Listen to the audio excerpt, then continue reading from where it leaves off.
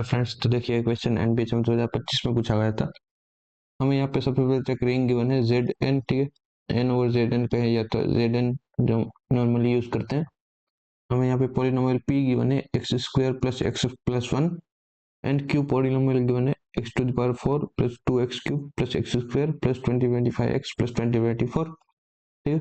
और ये ring R X में गिवन है, ठीक है। आर एक्स यानी कि यहाँ पे क्या हो जाएगा, जेड एन एक्स, एंड पूछा गया है कि हमें number of integers n find करने ग्रेटर देन और equal to 10 such that p of x divides q of x, ठीक है। यानी कि जो x square plus x plus one है, ये इस पॉलिनोमियल को डिवाइड करे z n x के अंदर, ठीक है। सो डिविजिबिलिटी के लिए आप यहाँ पे क्या कर सकते हैं, हम या तो मॉड्यूलो आप यूज कर सकते हैं, ठीक है। डिविजिबिलिटी के लिए मॉड्यूलो 0 आना चाहिए, और या तो हम यहाँ पे लॉन्ग डिवीजन यूज कर सकते हैं, क्योंकि दो पॉलिनोमियल गिवन है। सो उस केस में हम यहाँ पे लॉन्ग डिवीजन यूज कर सकते हैं डायरेक्ट पॉलिनोमियल के लिए, और रिमाइंडर फाइंड करके उस तरीके से हम सोल्व कर सकते हैं, ठीक है। इसको सोल्व करने के लिए यहाँ पे एक स्मार्ट ट्रिक या तो शॉर्ट ट्रिक कह सकते हैं, वो बहुत ही इंपॉर्टेंट है, जो मैं लास्ट में आपको बताऊंगा। बट पहले यहाँ पे अगर लॉन्ग डिवीजन से यहाँ पे कैसे सोल्व करना है, ये पहले बता देता हूँ। जैसे यहाँ पे पॉलिनोमियल क्यू एक्स गिवन है, ठीक है। X to the power 4 plus 2x cube plus x square plus 2025x plus 2024, ठीक है। और इसको हमें डिवाइड करना है इस क्यू पॉलिनोमियल से, ठीक। तो सिंपली हम यहाँ पे पहले तो ये लॉन्ग डिवीजन कर सकते हैं, जो सबसे मतलब डायरेक्ट इंट्यूशन ये आएगा हमारा। लॉन्ग डिवीजन करते हैं, यहाँ पे जो भी रिमाइंडर आएगा उस हिसाब से हम फिर उस रिमाइंडर को हमें क्या करना पड़ेगा, जीरो करना पड़ेगा, ताकि ये डिविजिबल हो जाए जेड एन एक्स के अंदर, ठीक है। हमें यहाँ पे ये रिंग भी हमारा इंपॉर्टेंट रहेगा, क्योंकि उसी के लिए हम फिर यहाँ पे रिमाइंडर को जीरो कर पाएंगे।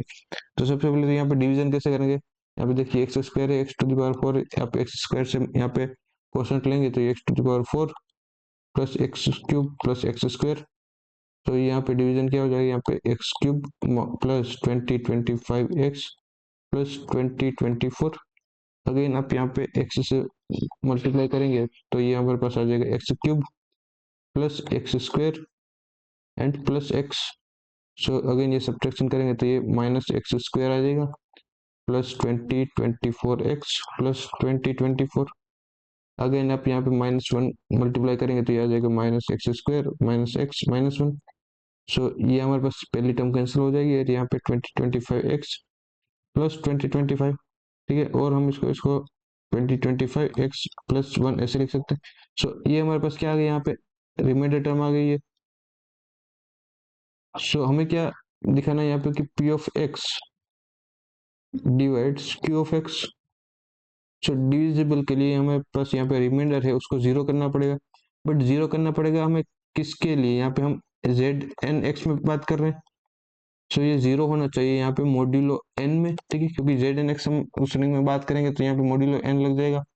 तो सिंपली हमें यहाँ पे क्या चाहिए कि 2025 x plus one it should be equal to zero modulo n, ठीक है। हमें ये चाहिए, यानी एक्स प्लस वन तो हमारा वेरिएबल है, इसको हम यहाँ पे रिमूव कर देंगे तो ये हमारे पास क्या देगा 2025 equal to zero modulo N.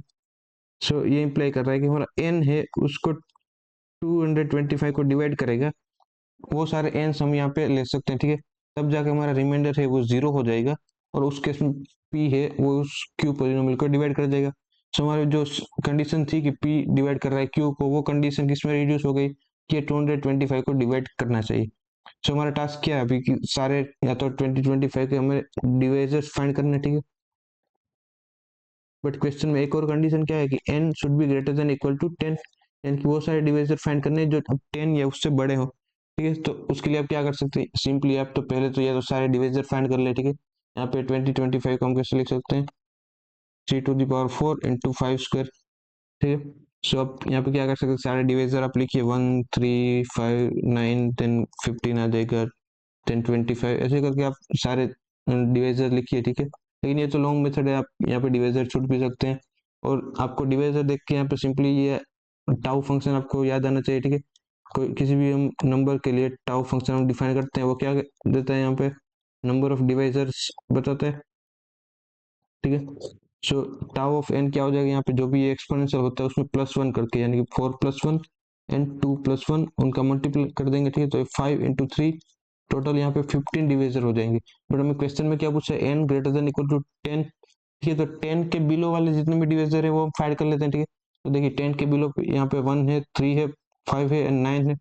Total हमारे पास 4 डिवाइजर्स है। ठीक है, सो यहाँ पे number of devices with n greater than equal to 10, ये क्या हो जाएगा, यहाँ पे टोटल हमारे पास 15 है, -4 हो जाएंगे, यानी कि टोटल हमारे पास यहाँ पे कितने डिवाइजर आ गए, 11 डिवाइजर आ गए। ठीक है, सो ये तो थी लॉन्ग ट्रिक, यहाँ पे आप पूरा लॉन्ग डिवीजन करके फाइंड करके आप कर सकते हैं। ठीक है, बट यहाँ पे एक शॉर्ट ट्रिक क्या हो सकती है, या तो स्मार्ट ट्रिक, आप अगर एग्जाम में आपको याद आए,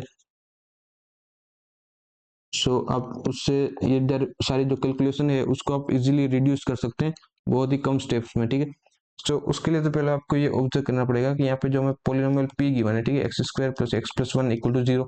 यहाँ पे देखिए, अगर हम जो हमारा एक्स क्यूब माइनस वन है इसको हम ऐसे लिख सकते हैं, x minus one x square plus x plus one. ठीक है, यानी कि अगर हम इसको मॉड्यूलो p ऑफ x में रिड्यूस करें, ठीक है, यानी कि देखिए हमारे पास कोई भी नंबर होता है 12, इसको हम 0 मॉड्यूलो 3 लिख सकते हैं। ठीक है, या तो अगर यहाँ पे 14 हो गया तो ये कॉन्ग्रुएंट टू 2 मॉड्यूलो 3 हो जाएगा। ठीक है, सो यहाँ पे जैसे ये पॉलिनोमियल है एक्स क्यूब माइनस वन, ये क्या हो जाएगा, 0 मॉड्यूलस p ऑफ x हो जाएगा।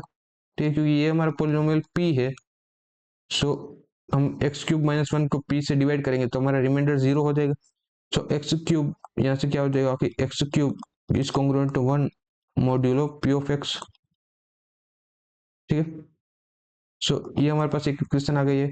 और क्या आ जाएगा यहाँ से, जैसे सिंपली ये तो है ही है कि x square plus x plus one is equal to 0 modulo p of x।